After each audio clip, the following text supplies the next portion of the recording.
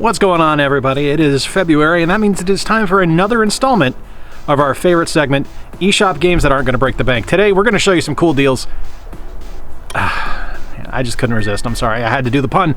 It's such a beautiful day here in Michigan. Had to show it off. Let's take a look.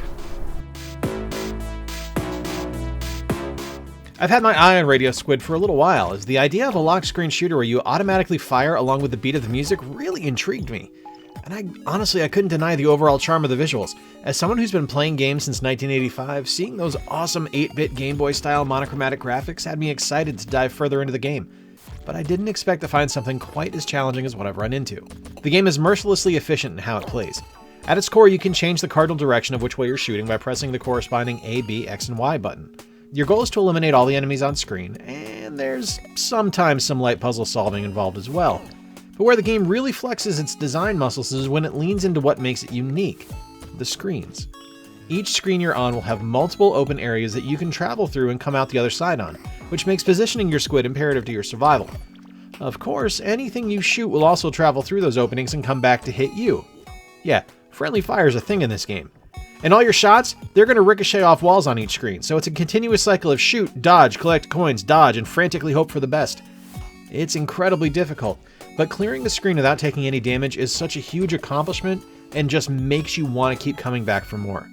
I did receive Radio Squid as a review copy, but it's worth every penny of the $4.99 it runs on the eShop. Scott Pilgrim was one of my favorite games from the 360 and PS3 generation, a digital-only title featuring magnificent music from Anamanaguchi and gameplay reminiscent of one of my favorite games in River City Ransom. The game featured gorgeously designed levels that were increasingly difficult and fantastic artwork based on creator Brian Lee O'Malley's art style from the original black and white graphic novels. But it was lost to time, and I don't really think any of us honestly thought it would return.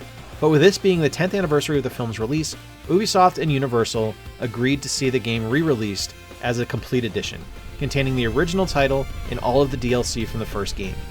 You can play through as Scott Pilgrim, Ramona Flowers, Wallace Wells, Knives Chow, Stephen Stills, or my personal favorite, Kim Pine, drummer for the world's greatest band you've never heard of, Sex Bob-omb. And while the game could just lean into its River City Ransom aesthetic and be a straight-up beat-em-up, it also features unlockable attacks and powers that you'll receive the further into the game you progress and the more you level up. It's a love letter to the comics, the film, and to the gaming industry as a whole, and can be picked up for $14.99. Up front, I received my copy of Cultist Simulator Initiate Edition as a review copy, but even still, the game is so deep and enjoyable, I really want to suggest it here. There are so many X-Simulator games out there right now that when I first saw Cultist Simulator starting to get talked about on Twitter, I got to admit I kind of wrote it off. But the more I heard about it, I decided to read up on the game, because this was clearly more than what I had taken it to be. And what I was presented with was beyond what I thought it would be. Cultist Simulator Initiate Edition won't blow you away visually. Everything it does with efficiency rather than flash, but where the game shows off its artistic style, it's impactful and appreciated, like on the different cards you receive as you investigate that have NPC portraits on them. The game itself looks like your basic card game, and honestly, it is. But it's a card game that's as deep as the area that the great old one Cthulhu himself resides. Everything you do impacts what happens in the game. Do you want to research your passions or change realities by investing time in them? Which in turn spawns more cards for you to use and more realities to investigate and more mysteries to solve. My friend Corey and I were talking about it, and he said it like this. Do you remember Story War? Story War was a creative exercise that puts on airs of flexibility but was actually still governed by a set of rules. Cultist Simulator is the inverse of that. The game will let you create the most incredible things, but only if you go left where the game wants you to go right. Cultist Simulator Initiate Edition is a masterpiece of Lovecraftian storytelling and flexes some serious game design muscles. You can pick it up for the regular price of $19.99. Alright, here's one that came out of left field for me, but I'm so happy I decided to pull the trigger on Dicey Dungeons. Smashing together both deck-building design elements from board games and roguelike elements from video games, Dicey Dungeons mixes all that together with a visual aesthetic that feels like it stepped off of the Cartoon Network airwaves. Seriously, Marlo Daub is amazing, and this is my first time seeing her work, and I gotta be honest, she is spectacular. You play as a die, one of several classes, for lack of a better term, that have different standard powers that will increase the further into the game you play. So far, I've unlocked the warrior, the thief, the robot, and the inventor, with each die having different basic features that are core to its character. The warrior is simple and straightforward. He's as what you see is what you get as it comes. But things get more interesting the further into the game you go and the more characters you unlock. The Thief, for example, gets a bit more interesting, where you're able to lockpick your dice to split them into 2 lower-cost die. And the Robot has a CPU gauge that you fill up by rolling dice without, hopefully, going over your limit, which will cause you to crash and not be able to attack or heal that round. Along the way, you'll fight through an ever-escalating series of difficulties on the various dungeons that Lady Luck puts you through, with memorable enemies and bosses as you play.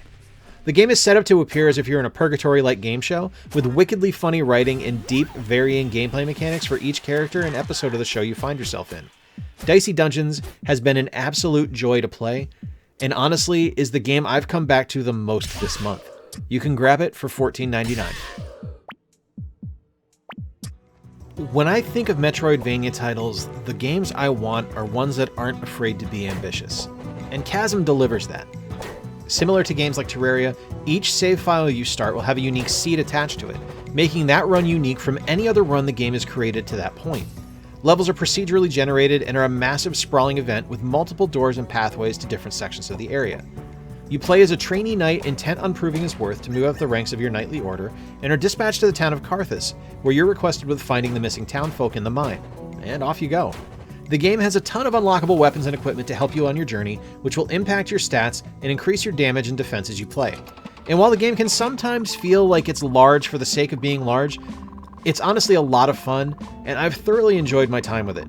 Graphically, the game is a throwback with lovingly crafted 16-bit graphics and deep, bold colors, and the sound in the game can't be overlooked either, with rich, atmospheric music and solid sound effects that just pop as you play. Chasm is a love letter to games like Super Metroid and Symphony of the Night, and can be picked up normally for $19.99.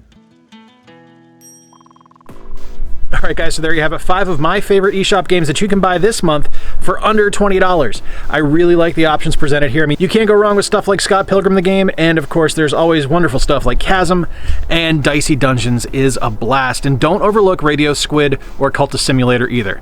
I want to hear from you down in the comments. Let me know what your favorite eShop game is for under $25 that I should check out, and I will take a look at it in our next installment. If you enjoyed today's video, please be sure to give it a thumbs up down below. Let us know you enjoy the content we're creating. And if you haven't done so already, be sure to subscribe and ring the notification button so you can stay up to date with everything we've got going on. Until next time, guys, I have been Jay. I appreciate you being here. We are past 500 subscribers. We are on our way now to 1,000. Until next time, be sure to play more games, stay square, stay warm, don't go outside like me. This was a stupid idea, and take care. I'll talk to you soon.